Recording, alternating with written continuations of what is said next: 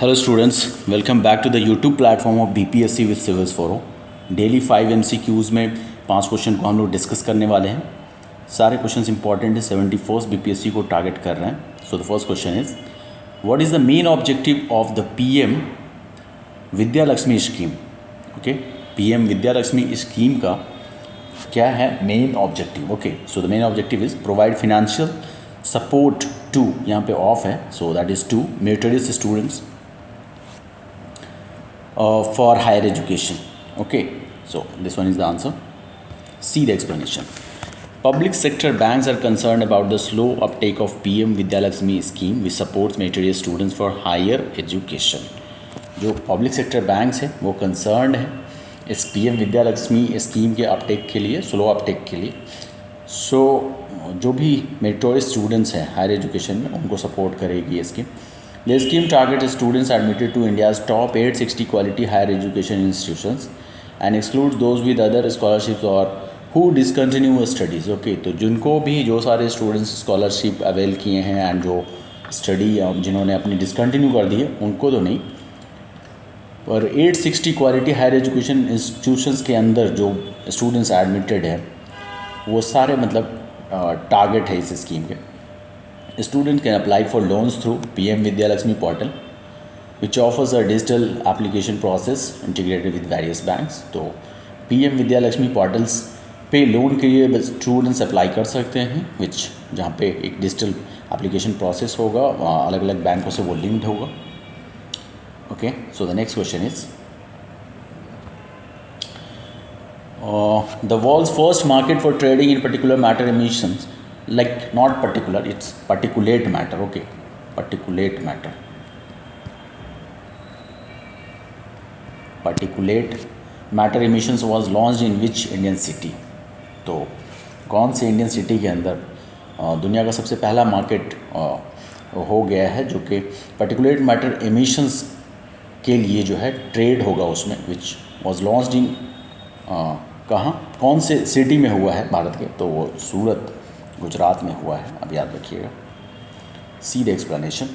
What is the explanation? The Surat emissions trading scheme launched in 2019 in Gujarat is the world's first market for trading particulate matter emissions. Okay, तो ये बात पहले discuss कर चुके हैं. It uses a cap and trade system giving industries pollution limits and allowing those who pollute less to sell extra permits. Okay, so क्या है क्या कंपनी के और इंडस्ट्रीज़ के ऊपर कुछ लिमिट्स और रिस्ट्रिक्शंस लगाए गए हैं कि अगर आप इतना मतलब एमिशंस कर रहे हो तो फिर उसके बियॉन्ड नहीं करना है. सो किसी ने भी लाइक अपने लिमिट से कम करा एमिशन तो फिर वो अपने उसको बेच सकती है दूसरे कंपनीज़ के साथ. सो ऐसा मतलब प्रोविज़न है. A recent study found that ETS reduced air pollution by 0.30% and helped lower compliance cost for industries. तो एक स्टडी ने बताया कि इस ETS एमिशन ट्रेडिंग स्कीम के थ्रू जो है 0 to 30% पोल्यूशन, एयर पोल्यूशन जो है वो रिड्यूस्ड हुआ है. और क्या है कि and help lower compliance cost for industries. ठीक है, कंपनीज़ के लिए हेल्प किया है ये, उनके कंप्लायंस कॉस्ट को कम किया है. Okay, see next question is where was defence literature festival Kalam and Kavach 2.0 held in April 2025. कहाँ पे हुआ है? तो that was held in new Delhi में हुआ है. सी the explanation. The centre for joint warfare studies hosted Defense Literature Festival Kalam and Kavach 2.0 in New Delhi, focusing on India's military self-reliance. Okay, तो उद्देश्य ये था इस फेस्टिवल का कि इंडिया की जो मिलिट्री है वो सेल्फ रिलायंस हो, आत्मनिर्भर बने. The event promoted defence reforms aligned with the Atmanirbhar Bharat initiatives emphasising integration across various domains for national security. तो आत्मनिर्भर भारत इनिशिएटिव्स की अकॉर्डिंग मतलब ये इवेंट जो है बात की इस पे कि डिफेंस के अंदर रिफॉर्म्स होनी चाहिए एंड जो डिफरेंट एजेंसीज़ है सिक्योरिटी की, ताकि नेशनल सिक्योरिटी मतलब प्रमोट हो और इंश्योर हो सके. इस बात के लिए तो तमाम उनके अंदर डोमेन के अंदर जो है कोलैबोरेशन हो, इंटीग्रेशन हो, जो डिफरेंट एजेंसीज हैं सिक्योरिटी की। कलाम and Kavach 2.0 highlighted the importance of literature innovation and public private partnership in shaping India's defence future, supporting defence minister Rajnath Singh. Okay, तो लिटरेचर इनोवेशन और पब्लिक प्राइवेट पार्टनरशिप का क्या इंपॉर्टेंस है भारत के डिफेंस को शेप करने में, कि फ्यूचर कैसा होगा। ओके, तो इस बात को हाईलाइट किया। See the next question is कि which state government has formed a committee headed by former supreme court justice Kurian Joseph in April 2025 to review central state relations. तो कौन सी वो कमिटी है, किस स्टेट गवर्नमेंट ने एक कमेटी बनाई और जिसके हेड थे सुप्रीम कोर्ट के चीफ जस्टिस कुरियन जोसेफ 2025 में, जो कि सेंट्रल स्टेट रिलेशंस को रिव्यू करेगी। So that is Tamil Nadu government ने की है। Okay, see the explanation. Tamil Nadu government form the 3-member committee led by justice Kurian Joseph to review central state relations. तो एक कमेटी बनाई इस तमिलनाडु गवर्नमेंट ने, जिसमें 3 मेंबर्स थे, जिनको लीड कर रहे थे ये chief justice of supreme court, that is justice Kurian Joseph. This committee includes Ashok Vardhan Shetty and M. Naganathan and will study constitutional provision to shift subjects from the concurrent list to the state list. Committee के अंदर और भी ये अशोक वर्धन सेट्टी जी हैं and M.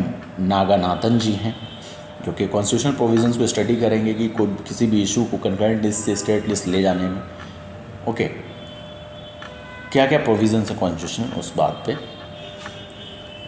वो discussion करेंगे। It will also review past reports by the Rajamannar committee, Sarkaria commission and Punchhi commission to recommend reforms for greater state autonomy. Okay, तो जो पास्ट के जो रिपोर्ट रहे हैं इन सारी कमिटीज़ की, जैसे राजमन्नर कमेटी, सरकारिया कमीशन है, पुंछी कमीशन, इन सब को रिव्यू करेंगी और फिर जो भी रिफॉर्म्स लानी है उसके लिए रिकमेंडेशन देंगे कि ताकि स्टेट की ऑटोनॉमी प्रमोट हो। Okay, see the last question. Daniel Noboa has been re-elected as the president of which country in April 2025? कौन से कंट्री के? So इक्वाडोर के प्रेसिडेंट फिर से चुने गए हैं। So Daniel Noboa has been re-elected as Ecuador's president for second term, showing public support for his leadership. तो obviously दूसरी बार चुनकर आए हैं तो लोगों का प्यार और लोगों का जो सपोर्ट है वो दिख रहा है। See, Ecuador is located in northwestern South America, bordered by Colombia to the north and Peru to the east and south, with a coastline along the Pacific Ocean. तो ये इनका आप ये याद रखिएगा कहाँ कहाँ बॉर्डर करती है। The country is known for its diverse geography, including the Andes, Amazon rainforest, and Galapagos Island, and plays a key role in regional politics and environment conservation. तो काफ़ी डाइवर्स है और देख सकते हैं यहाँ पे rain forest, Amazon rain forest, Indus की भी बात हो रही है एंड आइलैंड्स भी है, तो काफ़ी जोग्राफिकली डाइवर्स है। रीजनल पॉलिटिक्स के अंदर काफ़ी इम्पॉर्टेंट रोल प्ले करती है एंड इन्वायरमेंट एंड कंजर्वेशन। तो ओके, तो ये था आज का सेशन। इसका PDF चाहिए आपको, यू नो टेलीग्राम चैनल है BPSC सिविल्स फोरम, वहाँ से इसका PDF आप अवेल कर सकते हो। Okay students, thank you, bye bye.